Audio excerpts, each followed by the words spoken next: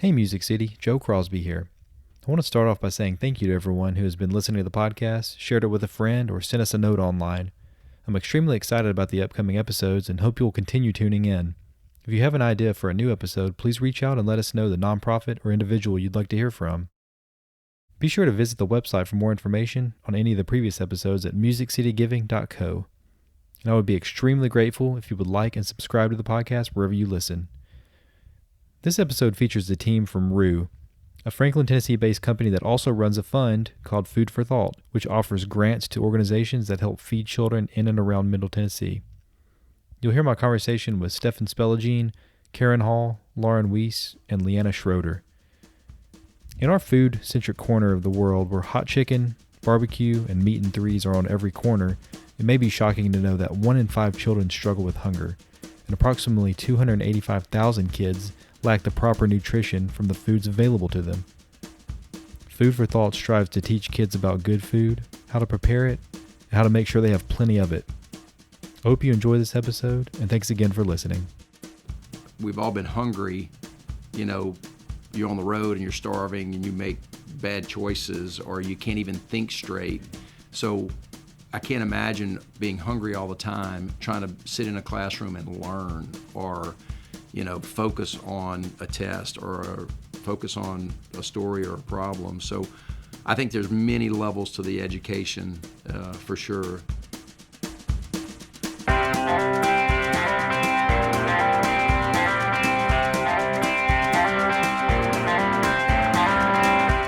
Welcome to Music City Giving, a show about the unsung leaders and volunteers behind Nashville's nonprofits, foundations, and charitable organizations. I'm Joe Crosby, and today I'm joined by Stefan Speligene, Karen Hall, Lauren Weiss, and Lianna Schroeder of Food for Thought.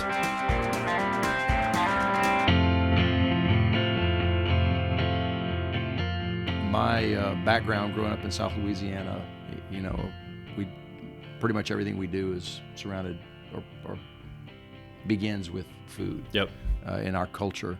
And so the name of the company was just kind of a natural fit because all great things start with a roux.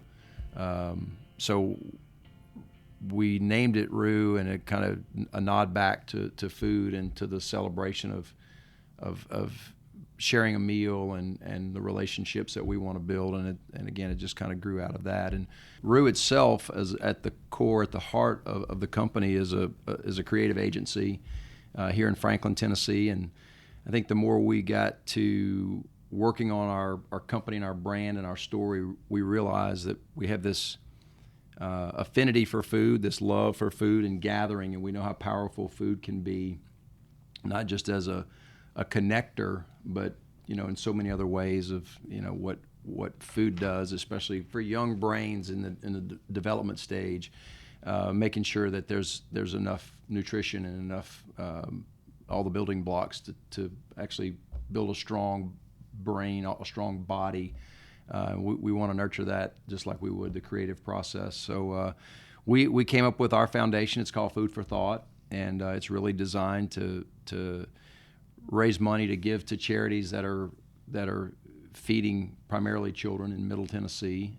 You wouldn't think in a place like Tennessee, in a day and age like this, that there's a lot of kids that are hungry, go to bed hungry, wake up hungry, and we don't want it to be a shameful situation. We want to make sure that what we do supports a lot of the agencies that make an impact. So rather than us try to start our own, YCAP or One Gen, we felt like the best thing we could do is help to bring a story that would raise some funds and turn around and fuel those companies and those charities that are making a difference out there.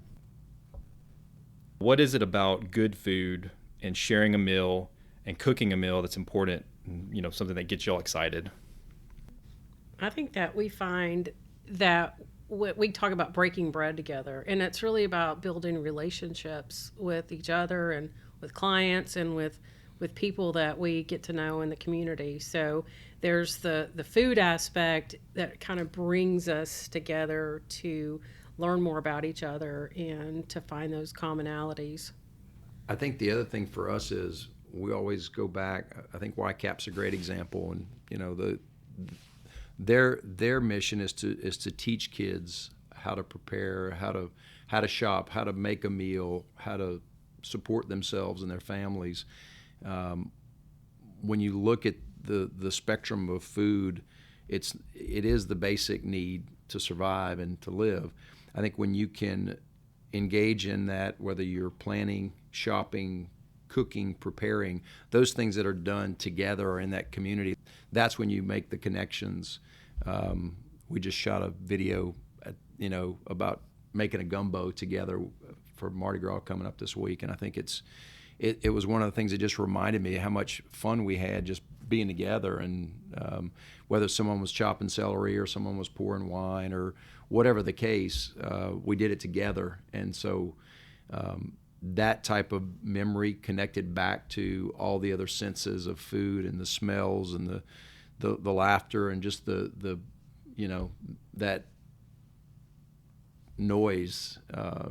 It's a great memory, and that's how I grew up with my grandmother. It was Sunday dinner, and it was, man, when it was at its highest level, it was just a buzz. It was so good, and that's where everybody talked about the week and what's coming up, and then you made these connections and you made great plans, and so it's kind of one of those things. It's a little bit of hospitality, but it's also some of the necessities and the memories that you make at the same time.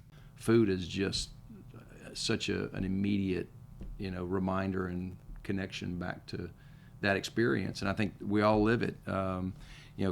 Karen's dad started a charity feeding children in Haiti, and it's just I don't know if you want to talk about Trinity Hope. It's a great story that he started, and while you talk about food impacting a culture and a country, that's a pretty big deal.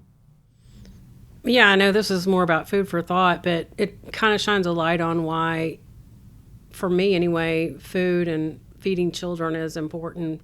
As Stefan mentioned, my dad started a charity called Trinity Hope, and it started when he went on a mission trip to Haiti and visited some schools and came back and said, had it on his heart that he needed to feed the kids at this one school that were literally starving in this country.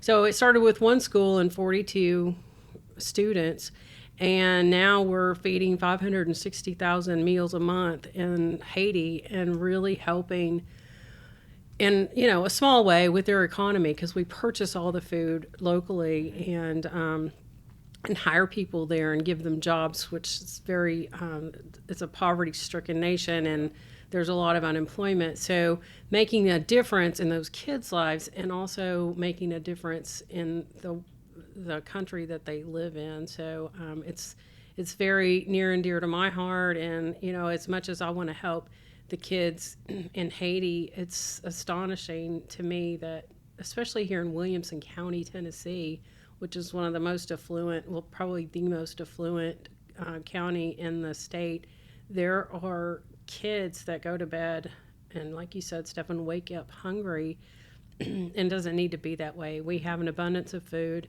and how do we get behind organizations that are helping families and helping children, and just partner with them and do a small part of what we can.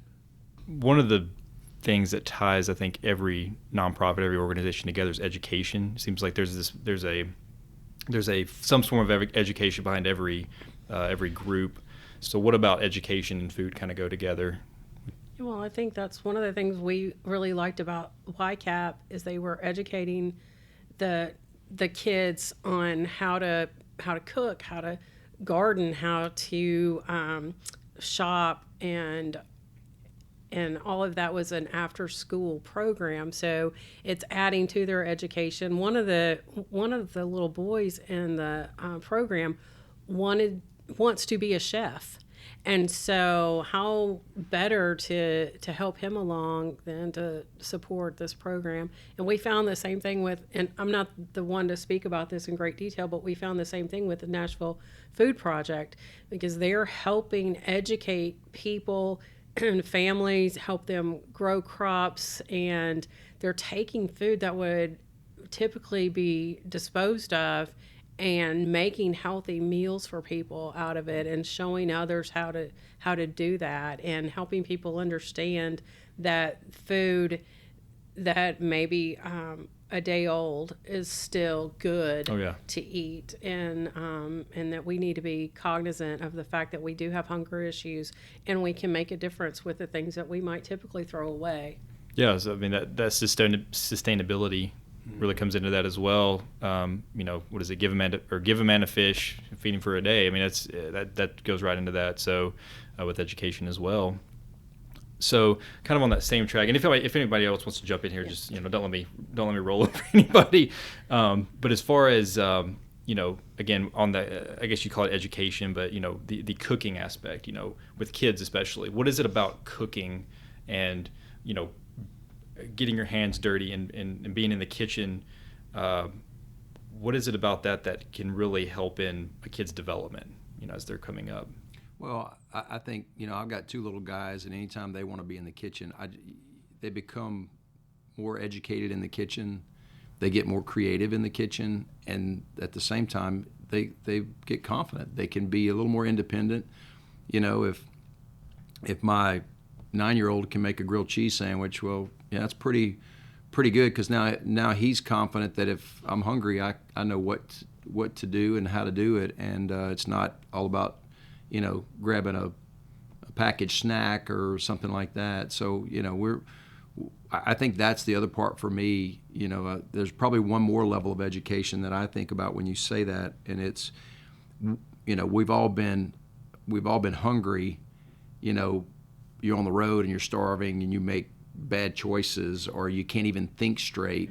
So I can't imagine being hungry all the time, trying to sit in a classroom and learn, or focus on a test, or focus on a story or a problem. So I think there's many levels to the education, for sure, what Karen touched on. And I'd like Lauren to talk a little bit about the food project, because she kind of led that. And I think it's been the fun thing for us is, if it's Grace Works or YCAP or Food Project or One Gym, we all have one a charity we run into, or we meet somebody and like, wow, we could really compound our efforts and support them. So Food Project was a fun one, because we did a work day, and then it wasn't just about a donation. No, yeah, it wasn't about just a donation. Once in a while, as a team, we just like to go and volunteer.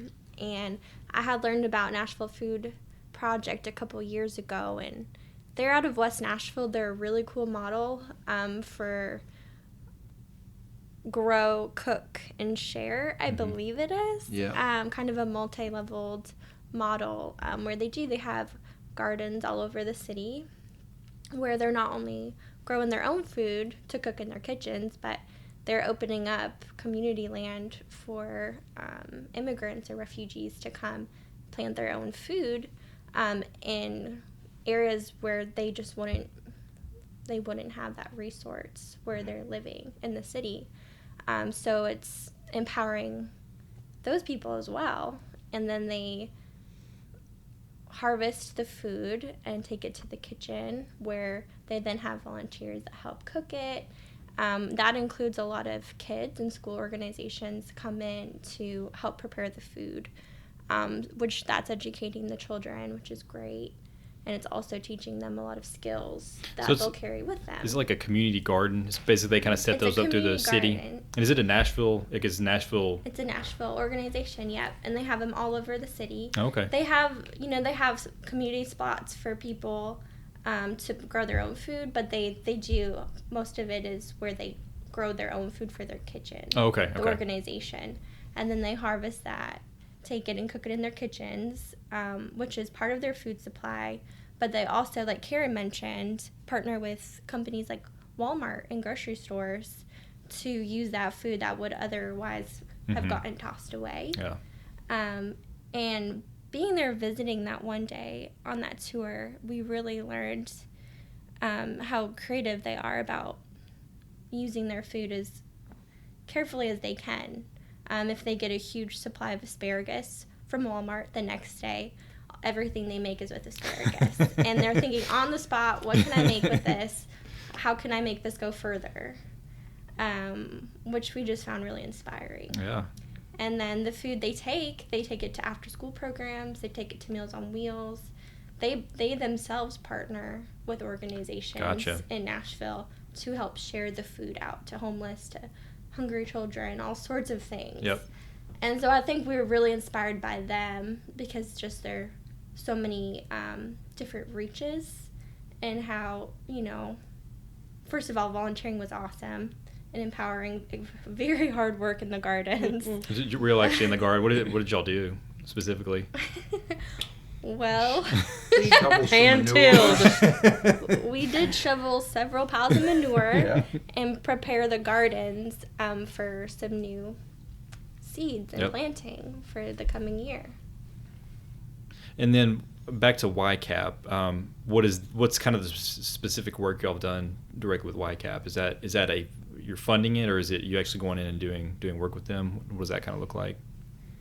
That was our first grant, so we provided some funding for them to continue down the path. They had gotten a big grant, I believe, from Church of the City, and were able to build a commercial kitchen for the kids to prepare food in.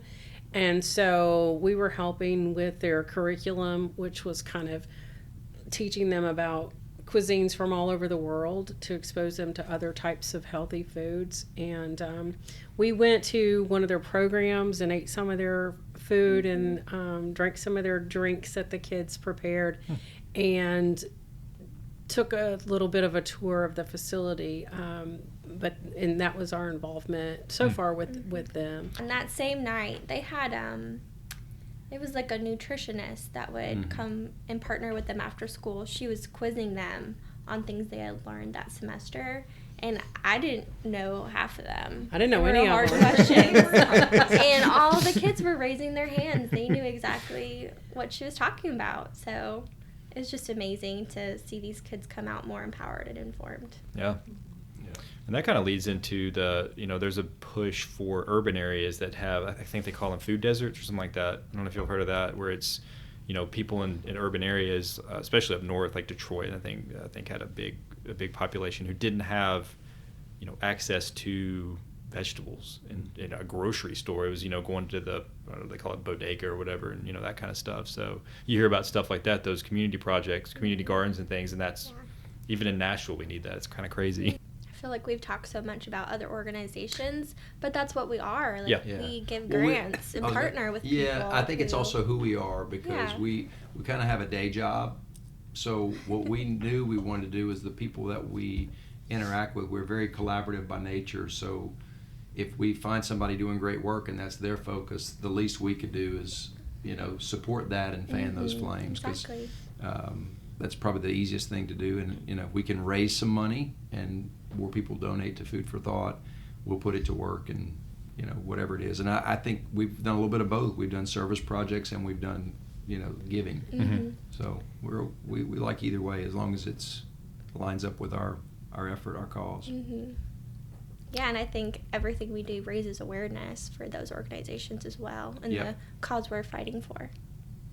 I guess on that note, some people can give financially, some people can give their time, some people can give both, some people can't give either. How can people get involved, with Food for Thought, and, where can they go to learn more?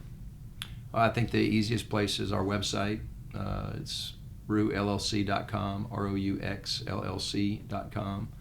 And there's a causes tab, and talks a little bit about Food for Thought, and they can click on there and donate. If they want, there's an email address there that if they said, hey, we've got an opportunity, we'd love for you guys to come out with us and serve, or our organization could sure use some funding. We're open to that, and we do it all through the Community Foundation, Middle Tennessee. Yeah, and if there's anybody out there that would like to join us when we're doing some kind of service event, we love to have them. We usually open it up to our creative community that we work with and we know. But if there's somebody out there who, like you said, who wants to give of their time, we would love to plug them into the events that we do, or the service days that we might have planned. Sure. Yeah, because I mean, a lot of people they may have a little bit of time, but they don't have the money. So it's like, that a lot of times these organizations they need boots on the ground. I mean, they need money too. Everybody needs more money. There's never enough money in any of these places, But they need that hands-on, and that's what some people can give. So. Yeah, the Nashville Food Project needs people that can turn that asparagus into delightful meals. So that's a lot of work, and so you can scoop that heavy manure. It's not easy. That's right. All day long. Yeah, an easy way people can get involved that might not have time or money is just by sharing some of our social posts and helping us raise awareness for the organizations that we partner with. Where did the actual idea for this come from? Did you see a need and then, thought this is how I want to, go about this? Kind of where did the idea come from? Yeah, good question. I think, again, going back to all of us and the food and the community side of it, we knew it felt right. We were always, in that. Like, we just had lunch together, and it was good time, and we realized how valuable that is, not just from a nutrition standpoint, but a relationship standpoint. I knew Karen had that mindset from her work and her dad's work at Trinity Hope. So we volunteered at Grace Works one time too, and I think that was an eye opener. They make these fuel bags or jet packs or whatever they call them to give these kids in schools, because they may only get one good meal a day or one complete meal a day when they're at school, so they're trying to make sure that they've got nutrition away from school. And especially it's really big on Fridays, because they may go really hungry over the weekend because there's just not enough food. So I think they just kind of opened our mind up that it is about food, but it's more so about children and the next generation. Yeah. To learn more about this episode, please visit musiccitygiving.co. That's musiccitygiving.co.